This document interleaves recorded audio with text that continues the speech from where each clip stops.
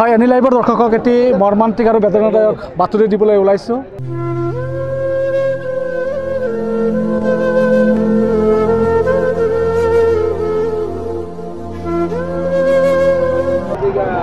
যোৱা 3 দিনমান আগত কলগাছিয়াৰ আমগুৰি গাঁৱৰ জহিৰুল ইছলাম তেওঁ বন বিভাগৰ মানাহ অভয়াৰণ্যত কৰ্মৰত আছিল। বনৰীয়া মহৰ আক্ৰমণত যোৱা 3 দিন আগত বেয়াকৈ আঘাতপ্ৰাপ্ত হৈছিল। লগে লগে বৰপেটা ফখৰুদ্দিন আলী আহমেদ মেমৰিয়েল মেডিকেল কলেজত ভৰ্তি কৰা হৈছিল। মৃত্যুৰ লগত যুঁজি 3 দিন পিছত আজি তেওঁ ইহলে স্মৰণ কৰে। আৰু এই সম্পৰ্কে কেনেকৈ এই ঘটনাটো সংঘটিত হৈছিল বন বিভাগৰ বিষয়া মোৰ কাষত আছে, তেখেতৰ পৰা জানিবলৈ ট্ৰাই কৰিম। আচলতে কি হৈছিল কওকচোন। আচলতে মানে কি ডিউটিত গৈছিল সিহঁতে, ডিউটিত গৈ পেলাই গৰুটো বন গৰুটো খেদা মাৰিছিলে। খেদা মাৰোঁতে সি পৰি গ'ল। এখন বেৰ আছিলে, বেৰখন এফালে যেন চাইড হ'ল, এজনে পৰি গ'ল পিছত তাক মানে এটেকটো কৰিলে। এটেক কৰাৰ পিছত এতিয়া হোৱা দোৱা লাগিলে। আমাৰ লগে লগে আৰু আমাৰ মানুহবিলাক গৈ পেলাই আনি পেলাই তেতিয়া লগে লগে সকলো হস্পিটেলত চিকিৎসাৰ কাৰণে ব্যৱস্থা লয়। তাৰপিছত মই মানে সেইখিনিয়ে জানো। আৰু অকলে আছিল নেকি? অকলে নহয়, পাৰ্টি আছিলে। ফায়াৰিং হৈছে, ফায়াৰিং কৰা হৈছে 3 ৰাউণ্ড 5 ৰাউণ্ড এনেকৈ 2 ৰাউণ্ড এনেকৈ ফায়াৰিং কৰা হৈছে। কৰাৰ পিছতে তাৰপিছত সি পৰি গ'ল, পৰা যে লাগিলে বেৰাত আছিলে সেই সেনেকৈ তাৰমানে টেটু হৈ পেলাই এনেকুৱা হৈলে। তাৰমানে যিমান দিনতে আমি তেখেত এই বিষয়াজন আপোনাৰ লগত কৰ্মৰত আছিল, তেওঁৰ স্বভাৱ চৰিত্ৰ বা আচাৰ ব্যৱহাৰ কেনেকুৱা? ভাল আছিলে, ভাল আছিলে, বহুত ভাল আছিলে, ভাল আছিলে, বহুত ভাল ল'ৰা আছিলে। নিজৰ দায়িত্ব আৰু কৰ্তব্য নিষ্ঠাৰে পালন কৰিছে। নিষ্ঠা পালন কৰিছে, সুচাৰুৰূপে নিষ্ঠা পালন কৰিছে। হয়, বন বিভাগৰ বিষয়াজনে জনাইছে যে খুব দায়িত্ব আৰু নিষ্ঠাৰে জহিৰুল ইছলামে তেওঁৰ কৰ্মত নিয়োজিত হৈ আছিল। আজি কলগাছিয়াৰ আমগুৰি জহিৰুল ইছলামৰ ঘৰত এক মৰ্মান্তিক পৰিৱেশৰ সৃষ্টি হৈছে। হাজাৰ হাজাৰ মানুহৰ সমাগম হৈছে। তেওঁ কৰ্মৰত অৱস্থাত তেওঁক 3 দিনমান আগত বনৰীয়া মহে আক্ৰমণ কৰিছিল আৰু লগে লগে বৰপেটা অসামৰিক চিকিৎসালয়ত ভৰ্তি কৰা হৈছিল, বৰপেটা মেডিকেল কলেজত ভৰ্তি কৰা হৈছিল। আৰু আজি 3 দিন পিছত তেওঁৰ মৃত্যুবৰণ কৰিছে। আমি যি সামগ্ৰিক যি পৰিৱেশ, যি দৃশ্য আপোনালোকক আমি দেখুৱাই আছোঁ, এনি লাইভৰ দৰ্শকক আমি দেখুৱাই আছোঁ যে সামগ্ৰিক যি পৰিৱেশ আৰু যি দৃশ্য, এটি খুব মৰ্মান্তিক আৰু বেদনাদায়ক দৃশ্য আমগুৰি গাঁৱত আজি দেখিবলৈ পোৱা গৈছে। আত্মীয় স্বজনে হিয়া ঠুকুৰি ঠুকুৰি কান্দিছে। উঠি অহা যুৱক, তেওঁৰ চাকৰি বেছিদিন হোৱা নাছিল। আমি জানিব পাৰিছোঁ মাত্ৰ 4 মাহমান আগত তেওঁ বিয়াও পাতিছিল। এই যে যি পৰিৱেশ, এই পৰিৱেশ আচলতে খুব মৰ্মান্তিক আৰু বেদনাদায়ক। আমি তেখেতৰ আত্মীয় আছে, তেওঁৰ বৰদেউতা আছে, বৰদেউতাৰ পৰা আচলতে আজি সুধিব পৰা পৰিৱেশ নাই যদিও তেওঁৰ বৰদেউতা মোৰ কাষত আছে। কি কয় জানিবলৈ ট্ৰাই কৰিম। আচলতে কি ক'বা এই মৰ্মান্তিক সময়ত? আমাৰ ল'ৰাৰ কাৰণে চবে দোৱা কৰিব। তাতো অসমৰ গোটেই মানুহে আমাৰ ল'ৰাটোৰ কাৰণে দোৱা কৰে। তেখেতে কৰ্ম অৱস্থাত মৃত্যুবৰণ কৰিলে, তেখেতে তাতে দেশৰ কাৰণে আজি জান গৈ গ'ল। আমাৰ ল'ৰাটোৰ কাৰণে সকলোৱে দোৱা কৰিব যাতে যিহেতু বেষ্ট ৰিচিভ কৰে। মোৰ ক'বলগীয়া একো নাই। খুব মৰ্মান্তিক আৰু বেদনাদায়ক যি দৃশ্য। কৰ্মৰত অৱস্থাত জহিৰুল ইছলামে মৃত্যুবৰণ কৰিছে। আমি যি সামগ্ৰিক যি পৰিৱেশ, সেই পৰিৱেশ আমি দেখুৱাবলৈ প্ৰয়াস কৰিম এনি লাইভৰ দৰ্শকক। তেওঁৰ যিটো নশ্বৰ দেহ ইতিমধ্যেই কলগাছিয়াৰ আমগুৰিৰ নিজ বাসভৱনত আহি উপস্থিত হৈছে। ইতিমধ্যে বন বিভাগৰ বিভিন্ন ধৰণৰ বিষয়ববীয়াসকল আহিছে। কলগাছিয়া আৰক্ষী থানাৰ যি পুলিচ বিষয়া আহিছে। আচলতে যি নশ্বৰ দেহ, এই নশ্বৰ দেহ আমি আপোনালোকক দেখুৱাবলৈ প্ৰয়াস কৰিম। এয়া জহিৰুল ইছলামৰ নশ্বৰ দেহ মোৰ সচিত কেমেৰা পাৰ্চনে দেখুৱাই আছে। তেওঁ বন বিভাগৰ এজন নিষ্ঠাৱান কৰ্মচাৰী আছিল আৰু দায়িত্ব পালন কৰি থকা অৱস্থাত তেওঁ এই পৃথিৱীৰ পৰা বিদায় লৈছে। তেওঁ স্বৰ্গগামী হওক, সকলোৱে প্ৰাৰ্থনা কৰিছে, দোৱা কৰিছে তেওঁ যাতে স্বৰ্গগামী হয়, বেহেস্ত নচিব হয়, সকলোৱে দোৱা কৰিছে। এই যে পৰিৱেশ, এই পৰিৱেশ মোৰ সতীৰ্থ কেমেৰা পাৰ্চনে দেখুৱাই আছে যে খুব বেদনা আৰু দুখ খুব বেদনাদায়ক এটা পৰিৱেশ, মৰ্মান্তিক এটা পৰিৱেশ। যোৱা তিনিদিনমান আগত বনৰীয়া মহে আক্ৰমণ কৰিছিল। তেওঁ মানাহ অভয়াৰণ্যত বন বিভাগৰ এজন বিষয়া হিচাপে কৰ্মৰত আছিল আৰু যোৱা তিনিদিনমান আগত তেওঁক বনৰীয়া মহে আক্ৰমণ কৰিছিল আৰু আক্ৰমণ হোৱাৰ লগে লগেই তেওঁক বৰপেটা ফখৰুদ্দিন আলি আহমেদ মেডিকেল কলেজত ভৰ্তি কৰা হৈছিল। 3টা দিন মৃত্যুৰ লগত যুঁজি আজি এই পৃথিৱীৰ পৰা বিদায় লয়। ইতিমধ্যে তেওঁৰ মৃত্যুদেহ আনি কলগাছিয়াৰ আমগুৰি ঘৰত উপনীত হৈছে।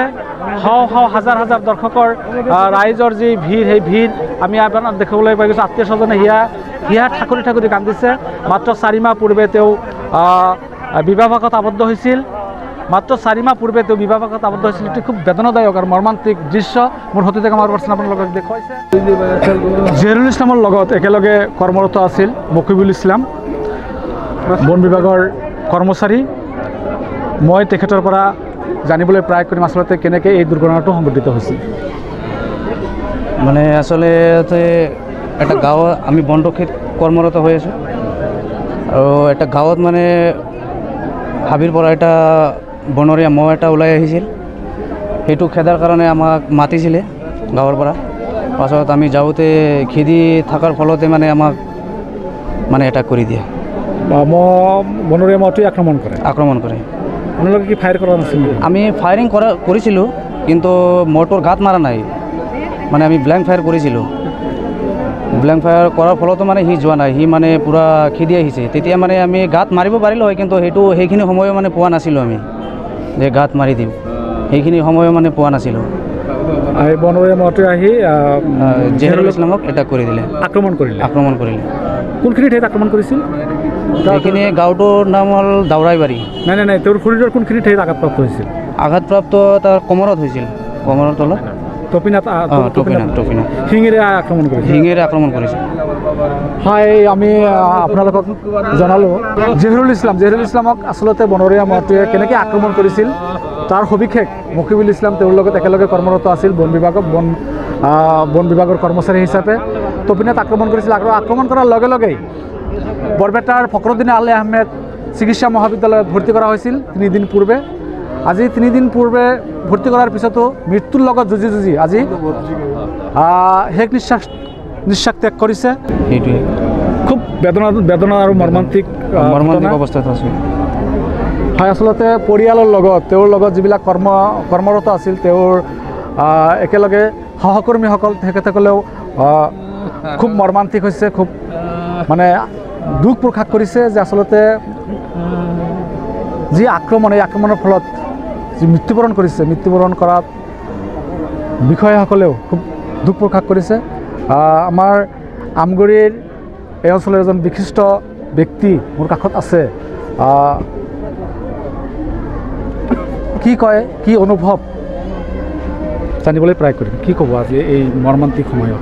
আজি এই মৰ্মান্তিক অৱস্থাত আমি গোটেই গাঁওবাসীয়ে বিৰাট দুখ অনুভৱ কৰিছোঁ আৰু মৰ্মাহত হৈছোঁ যে আমাৰ উদীয়মান ডেকা এজনে যোৱা কেইবছৰ হ'ল মাত্ৰ চাকৰিত জইন কৰিছে আৰু একেবাৰে দুখীয়া পৰিয়ালৰ পৰা তেওঁলোকে বিভিন্ন ধৰণৰ কষ্ট কৰাৰ মাজেৰে গৈ অলপ সুখৰ মুখ দেখা হেন পাইছে। কিন্তু আজি দুৰ্ভাগ্যবশত তেখেতে বনৰীয়া মহৰ আক্ৰমণত নিজৰ জীৱন দিব লগা হ'ল, দান কৰিব লগা হ'ল আৰু ইয়াতে গোটেই গাঁওবাসী আমি মৰ্মাহত হৈছোঁ আৰু পৰিয়ালৰ সমবেদনা জ্ঞাপন কৰিছোঁ। আচলতে বৰ্ণনা কৰিবলৈ ভাষাও আমি হেৰুৱাই পেলাইছোঁ, ভাষা নাই। কি ভাষাৰে আমি এই পৰিয়ালটোক সমবেদনা জ্ঞাপন কৰিম? খুব দৰিদ্ৰ এটি পৰিয়ালৰ পৰা উঠি গৈ জহিৰুল ইছলামে চাকৰি পাইছিল, খুব কষ্ট কৰিছিল, খুব এটা দুখীয়া দৰিদ্ৰ পৰিয়াল। আজি দুৰ্ঘটনাবশতঃ বনৰীয়া মহৰ আক্ৰমণত তেওঁ প্ৰাণ আহুতি দিবলগীয়া হ'ল। ক'বলৈ গ'লে দেশৰ কাৰণে আজি তেওঁৰ নিজৰ প্ৰাণ বলিদান দিবলগীয়া হ'ল। তেওঁ আচলতে শ্বহীদ বুলি আমি ক'ব পাৰি। দেশৰ কাৰণে দহৰ কাৰণে নিজৰ জীৱন উৎসৰ্গা কৰি দিবলগীয়া হ'ল। আমি ভাষাও বিচাৰি পোৱা নাই কি ভাষাত আমি পৰিয়ালটোক সমবেদনা জ্ঞাপন কৰিম। বন বিভাগৰ বিষয়া মোৰ কাষত আছে, আমি আৰু কিছু কথা তেখেতৰ পৰা জানিবলৈ প্ৰয়াস কৰিম। জহিৰুল ইছলামৰ যিহেতু কৰ্মৰত অৱস্থাত তেওঁৰ বনৰীয়া মহে আক্ৰমণ কৰি তেওঁক মৃত্যু সাৱটি ল'বলগীয়া হ'ল। এই চেগতে তেওঁ যি বিভাগীয় যি নিয়ম নীতি আছে সেই নিয়ম নীতি হিচাপে তেওঁক সৎকাৰ কৰা হ'ব নেকি, আৰু আপোনাৰ তেওঁৰ যি পৰিয়াল এই পৰিয়ালে বিভাগীয়ভাৱে কেনেকুৱা ধৰণৰ সহায় লাভ কৰিব? চৰকাৰৰ পৰা আমাৰ যিটো নিয়ম নীতি, যিটো মানে প্ৰচেছৰ নিয়ম নীতি, সেইবিলাক গোটেইখিনি সুবিধা পাব। সেইটো পৰিয়ালবৰ্গক মই আহ্বান জনাইছোঁ, কোনো মনৰ একো হেৰি কৰিব চিন্তা কৰিব নালাগে, গোটেইখিনি সকলোৱে কামখিনি কৰা হ'ব। আপোনালোকৰ সৎকাৰ কৰক ভালে কুশলে, তাৰপিছত অফিচত আমাৰ লগত যোগাযোগ কৰিব যাব, বাছ গোটেইখিনি পৰিয়ালবৰ্গই সকলো কাম সুকলমে হৈ যাব। আমাৰ অফিচাৰ আছে, মোতকৈ ডাঙৰ ডাঙৰ অফিচাৰ আছে, সিহঁতে গোটেইখিনি কাম সুকলমে কৰি দিব আৰু ভৱিষ্যত পৰিয়ালবৰ্গৰ কাৰণে মানে ভাল এটা ৰাস্তা পাব আৰু সুবিধা পাব আৰু। হয়, ইতিমধ্যে বন বিভাগৰ বিষয়াগৰাকীয়ে জানিবলৈ দিছে যে অসম চৰকাৰৰ যিটো বন বিভাগ আছে সেই বন বিভাগে জহিৰুল ইছলামৰ যি মৃত্যু হৈছে, অকাল মৃত্যু, কৰ্মৰত অৱস্থাত যি মৃত্যু হৈছে, আৰু এই মৃত্যুৰ ফলত তেওঁৰ যি পৰিয়ালবৰ্গ আছে পৰিয়ালবৰ্গই সম্পূৰ্ণ চৰকাৰী নিয়ম নীতি অনুযায়ী যিখিনি সা সুবিধা পাব লাগে সেই সা সুবিধাখিনি পাব বুলি বিষয়াগৰাকীয়ে জানিবলৈ দিছে। আৰু স্থানীয় যিসকল ৰাইজ আছে ৰাইজে আহ্বান জনাইছে অসম চৰকাৰৰ বন বিভাগ, অসম চৰকাৰৰ মাননীয় মুখ্যমন্ত্ৰী ডক্টৰ হিমন্ত বিশ্ব শৰ্মা ডাঙৰীয়াক আৰু ঊৰ্ধ্বতম যি কৰ্তৃপক্ষ আছে কৰ্তৃপক্ষক আহ্বান জনাইছে যে যদি পৰিয়ালত উপযুক্ত কোনো নিবনুৱা আছে জহিৰুল ইছলামৰ পৰিয়ালত, সেই নিবনুৱাক যাতে জহিৰুল ইছলামৰ ঠাইত সংস্থাপন কৰে তাৰ কাৰণেও আহ্বান জনাইছে। আৰু স্থানীয় যিসকল ৰাইজ আছে ৰাইজসকলে আহ্বান জনাইছে, আৰু পৰিয়ালৰ যি মুৰব্বী আছে মুৰব্বীজনেও এই বিষয়ে কিছু কথা আপোনালোকক অৱগত কৰিব। মোৰ এই ল'ৰাটোৰ কোনো ভাই নাই, এটাই বনি আছে, হায়াৰ ছেকেণ্ডেৰী ফাইনেল পৰীক্ষা দি আছে। মই এই বিভাগীয় কৰ্তৃপক্ষ আৰু হিমন্ত বিশ্ব শৰ্মা ডাঙৰীয়াক এটাই অনুৰোধ জনাম, আমাৰ এই ভাতিজী ছোৱালীটো যাতে জেলৰ পৰিৱৰ্তে কিবা এটা ব্যৱস্থা কৰি দিয়ে, এইটোৱে মই কাটৰ আহ্বান জনাইছোঁ অসমৰ মাননীয় মুখ্যমন্ত্ৰী মহোদয়ক। মই এটাই আহ্বান যাতে আমি বিভাগীয় ফালৰ পৰা আৰু মুখ্যমন্ত্ৰীৰ ফালৰ পৰা ছোৱালীজনী অলপ সহায় কিবা চাকৰি বাকৰি কৰি দিব পাৰে, তাৰ কাৰণে কাটৰ আহ্বান জনাইছোঁ। এইখিনি মোৰ ক'বলগীয়া। হয়, ইতিমধ্যে পৰিয়ালৰ তৰফৰ পৰা অসমৰ মাননীয় মুখ্যমন্ত্ৰী ডক্টৰ হিমন্ত বিশ্ব শৰ্মা ডাঙৰীয়া আৰু অসমৰ যি বন বিভাগ আছে বন বিভাগৰ বিষয়া ঊৰ্ধ্বতম কৰ্তৃপক্ষক আহ্বান জনাইছে যে জহিৰুল ইছলাম যে মৃত্যুবৰণ কৰিছে বনৰীয়া মহৰ আক্ৰমণত কৰ্মৰত অৱস্থাত, তেওঁৰ পৰিয়াল একেবাৰে দুখীয়া দৰিদ্ৰ পৰিয়াল। তেওঁৰ পৰিয়ালত তেওঁৰ আৰু কোনো ভাই ককাই নাই, মাত্ৰ এটাই সৰু ভণ্টি আছে, এইবাৰ হায়াৰ ছেকেণ্ডেৰী পৰীক্ষাত অৱতীৰ্ণ হৈছে।